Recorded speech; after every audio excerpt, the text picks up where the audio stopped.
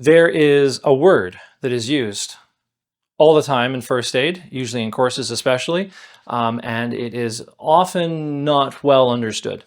This word is the word casualty.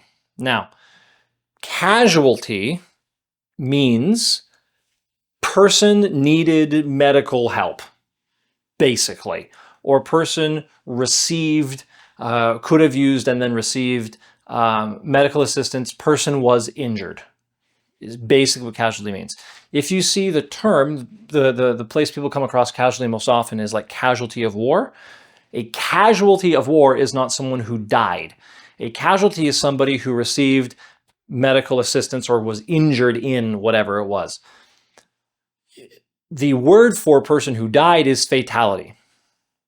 Generally speaking, all fatalities are casualties. Not all casualties are fatalities. So if, once again, outside of first aid, the place that people are going to come across this sort of terminology most often is going to be looking up statistics on wars. If you see the casualty number, that's not the death number. That is the injured number. The fatality number is the death number. Look, it's okay to say the word casualty. The thing, though, is if you say the word casualty, because it's not used very often, it signals to other people who might be trained in the area that you are probably trained in something around this. Look, if I hear somebody say casualty in a first aid emergency, I go, got it, you've had some training. Okay. If many of the 911 dispatchers I know, if they hear the person say casualty on the phone, they clue in to this person's had some training, right? Like it's a thing. This isn't true for everybody, but it's one of those jargon words where unless you know to use it, you wouldn't know to use it. And we kind of it signals to people around of, got it, understood. You don't have to. It's a thing. It's a word that's used a lot in first aid courses. It's a thing. If I use the word casualty by reflex, I'm going to try to kind of mix in other things too. If I use it by reflex, that's why it's all the programming of just being used to saying the word casualty all the time. But I'm referring to the injured person. Okay, that's pretty much casualty. Other than that, okay, other disclaimer stuff that normally happens at the start of a course. And I know this is getting lengthy, but there's a lot of stuff in first aid before you demo stuff. So this stuff is usually crammed in there too. Personal protective equipment. So having a face shield and gloves. Speaking of gloves, so we've got some gloves here. Look, if you're going to be touching blood, there are bloodborne diseases, pathogens, whatever. There's bloodborne stuff that people have. If you've got a cut on your hand in any way, or if you get an abrasion and they're openly bleeding and you get their blood in your blood, all sorts of stuff can spread. And there's other stuff that can spread too, even if it's not, blood to blood contact. But you should just be concerned about that, frankly. Hepatitis is everywhere, not literally everywhere, but there is a lot of it. And if you're dealing with blood all the time, wearing gloves is a good idea, or frankly getting a vaccination for hepatitis B especially, but hepatitis is probably a good idea. It lives on a doorknob for days, especially if it's not in the sunlight. So gloves. I'm going to show you how to put them on and take them off. So you put on a pair of gloves. You don't have to be perfect with how you put these on. Ideally, they're clean before you put them on, right? So get the gloves on, wash your hands as needed. Putting on the glove. Okay, we put on glove. Now, once glove is actually on, you do what you need to do. When you're, you should be able to feel through the gloves. You should be able to feel things, okay? It might feel a bit weird when you're not used to it. If you need to feel for somebody's temperature, so when you're checking for shock, often we'll say, check skin condition and temperature, feel how, warm and dry or cold and clammy, whatever, cold versus warm they are. Take the back of your hand and feel forehead and cheeks, for example, and you'll feel a temperature difference. There's other little kind of hacks you can use, like temperature hacks when checking things in other areas too. But in general, back of the hand for that. Why? You've been grabbing stuff with the inside of your hands your whole life. There's callus built up. There's the sensibility to the sensitivity to touch and temperature really isn't as sensitive on the front of your hands. It's more sensitive on the back, specifically in like the fleshy part in the reverse of the palm there. So if you feel, for example, if you do this, it will probably feel warmer more noticeably, or you'll feel the temperature difference in the hand where you're feeling on the back. Okay, so you can still feel temperature through these. If you can't feel temperature through these and you have to, you can peel it back a bit and feel temperature. But to be frank, I just wouldn't do that. Personally, in like a medical environment, I just don't do that. If you're feeling it on, you're feeling for temperature for like a flu on your child or something, whatever, go ahead. But just, you can feel it through the gloves. Try that out. Okay, let's say you want to take the gloves off, right? You want to take gloves off. Okay, we have gloves. You have gloves. Now, you're going to do what we call glove to glove, skin to skin. You take your glove, touch the glove on the outside. That way your gloves are touching your gloves. Okay? Gloves are touching gloves. Not touching the skin. Take glove, wrap up into pocket of blood and what have you. Skin underneath glove. Roll up. Blood's inside. With the glove, that's also the blood's inside. This gets disposed of as needed. Okay? Glove to glove, skin to skin. If you need to take off gloves and you want to lessen the amount of blood that's probably ending up everywhere. Okay? Cool. We talked about that.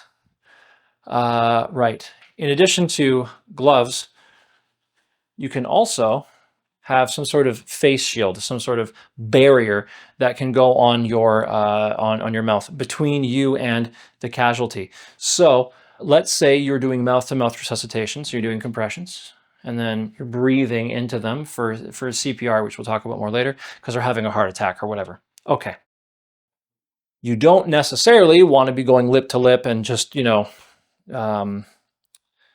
don't know if I should be using that hand gesture there for this technically, but you don't want to be kissing them repeatedly necessarily, because you might not want their various cooties in you. No, you might not want to catch whatever they got. Okay, fair enough. And people are gross, and I get it. Okay. If you have some sort of barrier, you can use some sort of barrier, face shield to breathe through. They'll often have them in first aid kits. There might be a full mask that you can use. This here is a bag valve mask. One moment while I loudly open this plastic. We don't need the tube for this. Now, I'll show you this in a second, but because this is another example of a mask for PPE. But so this is a mask. Normally you'd have like a nozzle on this that would seal it, and you could breathe directly into it, into their face. If you're to do that, you would take this part, and the pointy part goes to their nose, and the roundish part gets sealed down here, right?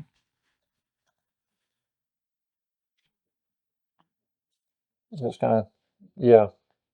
Anyways, so that's the idea. So you'd press that down, and then you would breathe into it. I'll go over specifics of how to use this later, but in general, these exist. And if you really want to not be kissing, because you don't want to deal with it,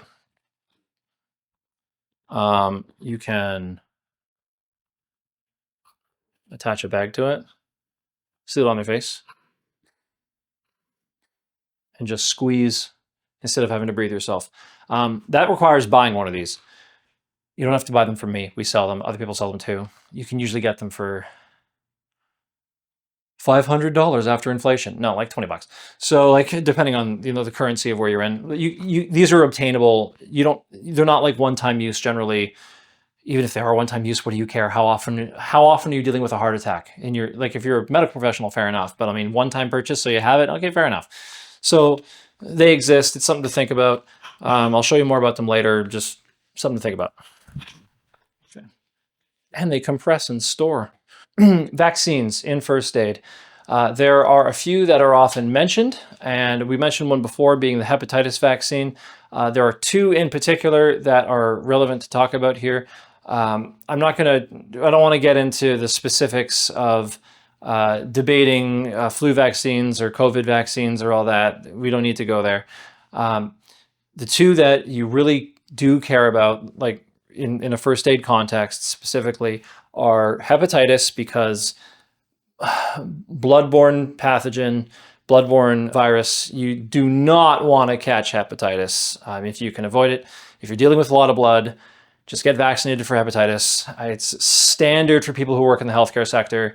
If you want to get into a Canadian nursing program in school, they have you get, from last time I checked, you needed to get a Hep B vaccine or hepatitis vaccine to even get into the school. Like, it's normal. All sorts of people have it. It's not a big deal. Okay, that's one. The second one is tetanus. Now, tetanus is otherwise nicknamed lockjaw, is a disease that you can get from coming into contact with bodily fluids, rust, feces. Think about like dealing with rusty equipment on a farm, that type of stuff. You can get tetanus from a lot of that and a few other sources. It's bad. It's really bad. Like, you just start basically having restricted movement, and I'm not making light of people who have tetanus here, but just to illustrate the point. Get put into a situation where you have to forcibly do the robot until you die. Like, it's not a good time. Just like, it's once every 10 years. If you have access to a tetanus vaccine that you can get for free in your country, it's not a once every 10-year booster. Let's go, not dying due to involuntarily doing the robot. Like, oh, it's bad. Okay, just you don't want it. So, okay, and the vaccine, well, okay, not everyone has a good reaction to vaccines. Fair enough. Every time I've gotten a tetanus shot, it hasn't been a big deal. You have a doctor, talk to your doctor, look into getting a tetanus shot. It's one of those ones that, in my opinion, generally a good idea. Okay, we've talked about tetanus. We've talked about hepatitis. Those are the big two there. We can get into doing first aid.